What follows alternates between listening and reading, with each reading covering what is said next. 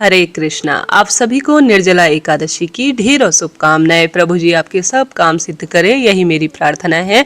आइए श्रवण करते हैं निर्जला एकादशी की शास्त्र प्रमाणिक जानकारी। संभव हो तो घर के मंदिर में बैठें, वहां पर तिल और पुष्प लेकर आज निर्जला एकादशी व्रत की कथा सुने। ऐसा ना कर पाए तो सरल तरीके से आप जिस भी अवस्था में हैं अपने हाथों को जोड़कर प्रभु का ध्यान करते हुए हुंकारा भरते हुए कथा को सुने। आरंभ करते हैं। कथा में लिखा गया है, कथा के श्रेष्ठ स्वरूप में 88,000 ऋषि मुनि बड़ी तमन्ना से एकादशी की पाप नाशक और रोचक कथाएं सुनकर आनंद विभोर हो रहे थे। अब सब ने ज्येष्ठ माह के शुक्ल पक्ष की एकादशी की कथा सुनने की प्रबल इच्छा व्यक्त की। तब श्री सूत जी बोले, एक बार भीमसेन व्यास जी से बोले कि हे पितामह, भ्राता युधिष्ठिर, माता कुंती, द्रौपदी, नकुल, सहदेव, अर्जुन आदि सभी एकादशी के व्रत रखते हैं और मुझे भी एकादशी के दिन अन्न खाने से मना करते हैं। मैं उनसे कहता हूँ कि भाई, मैं भक्ति पूर्वक भगवान की पूजा कर सकता हूँ, दान पुण्य कर सकता हूँ, लेकिन मैं भूखा नहीं रह सकता। इस बात पर व्यास जी बोले कि भीमसेन, वे सब सही कहते हैं। शास्त्रों में वर्णन है कि एकादशी को अन्न ग्रहण नहीं करना चाहिए। यदि तुम नरक को बुरा और स्वर्ग को अच्छा समझते हो तो प्रत्येक मास आने वाली एकादशी को अन्न नहीं खाना चाहिए। इस पर भीमसेन बोले कि हे पितामह, इस पर मैं आपसे पूर्ण रूप से सहमत हूँ और मैं पहले भी कह चुका हूँ कि मैं एक दिन भी और एक समय भी भोजन किए बिना नहीं रह सकता। मेरे लिए तो पूरा दिन उपवास करना बहुत कठिन है। मेरे पेट में अग्नि का वास है जो अधिक अन्न खाने पर ही शांत होती है। यदि मैं प्रयत्न करूं तो भी वर्ष में एक एकादशी का व्रत मैं कर सकता हूं। अतः आप मुझे कोई ऐसा व्रत बताएं जिसे करने से मुझे स्वर्ग की प्राप्ति हो। श्री व्यास जी बोले कि हे वायुपुत्र, बड़े बड़े ऋषि और मुनियों ने बहुत से शास्त्र आदि बनाए हैं। यदि कलयुग में मनुष्य उन सब का आचरण करे तो अवश्य ही मुक्ति प्राप्त हो सकती है और उनमें धन बहुत खर्च होता है। उनमें से जो पुराणों का सार है वह यह है कि मनुष्य को दोनों पक्ष की एकादशी का श्रेष्ठ व्रत करना चाहिए और इससे उन्हें स्वर्ग की प्राप्ति भी होती है। श्री व्यास जी बोले कि हे भीमसेन, कृष्ण और मिथुन संक्रांति के मध्य में ज्येष्ठ माह के शुक्ल पक्ष की एकादशी आती है जिसका निर्जला व्रत किया जाता है और इस एकादशी को निर्जला एकादशी के नाम से जाना जाता है। यदि स्नान और आचमन करते समय मुख में जल चला जाए तो उसका दोष नहीं माना जाता, लेकिन आचमन में 2 मासे जल से ज्यादा नहीं जाना चाहिए। इस आचमन से शरीर की शुद्धि हो जाती है। आचमन में 2 मासे से अधिक मद्यपान के समान होता है और इस दिन भोजन भी नहीं करना चाहिए। भोजन से व्रत नष्ट हो जाता है। यदि सूर्य उदय से सूर्य अस्त तक मनुष्य जलपान न करे तो उसे 12 एकादशी के फल के समान श्रेष्ठ परिणाम मिलते हैं और द्वादशी तिथि के दिन सूर्य उदय से पहले उठना चाहिए। इसके पश्चात भूखे ब्राह्मण को भोजन कराना चाहिए, तत्पश्चात स्वयं भोजन करना चाहिए। हे भीमसेन, स्वयं भगवान ने मुझसे यह कहा है कि इस एकादशी का पुण्य समस्त तीर्थों और दान के बराबर होता है। इस दिन निर्जला रहने से मनुष्य पापों से मुक्त हो जाता है और जो मनुष्य निर्जला एकादशी का व्रत करते हैं उनको मृत्यु के समय भयानक यमदूत नहीं दिखाई देते। इसलिए भगवान श्री हरि विष्णु के दूत स्वर्ग की ओर उसे ले जाते हैं और पुष्पक विमान में बैठाकर स्वर्ग की यात्रा कराते हैं। संसार में सबसे श्रेष्ठ निर्जला एकादशी का व्रत माना गया है। अतः यत्न पूर्वक इस एकादशी का यानी निर्जल व्रत अवश्य ही करना चाहिए।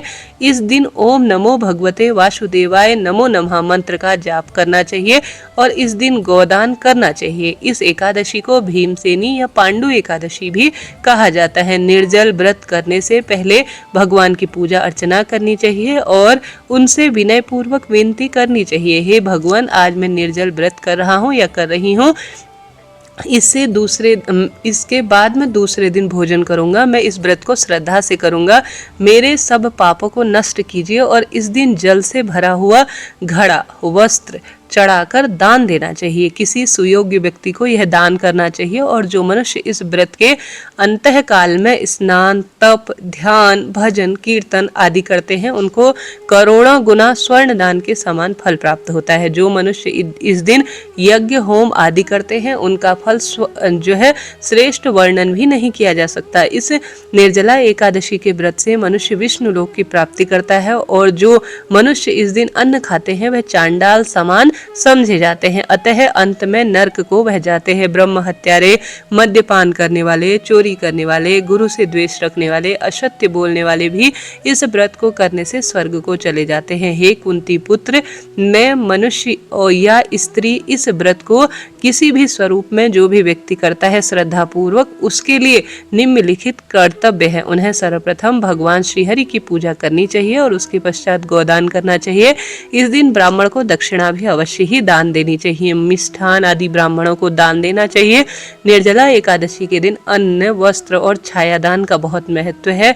जो मनुष्य निर्जला एकादशी व्रत कथा पढ़े और सुने सुनाए वह स्वर्ग लोक का अधिकारी निश्चित रूप से होता है। व्यास जी कहे अनुसार भीमसेन ने बड़े साहस से निर्जला एकादशी का व्रत किया, जिसके परिणाम स्वरूप प्रातः होते होते भीमसेन संज्ञाहीन हो गए। तब पांडवों ने गंगाजल, तुलसी, चरणामृत का प्रसाद देकर उनकी मूर्छा को दूर किया। भीमसेन ने बहुत यत्नपूर्वक निर्जला एकादशी का व्रत किया और तभी से भीमसेन पाप से मुक्त हो गए। तब से इस एकादशी को भीमसेनी एकादशी के नाम से भी जाना जाता है। हे 11 माता, जैसे आपने भीमसेन को पापों से मुक्त किया, वैसे ही इस कथा को सुनते सुनाते हुंकारा भरते सभी के पाप, रोग, दोष, कष्ट, संकट इत्यादि पीड़ा से उन्हें मुक्त करना और सभी उनके जीवन की कामना को पूर्ण करना। प्रेम से बोलिए एकादशी मात की जय, श्री नारायण भगवान की जय।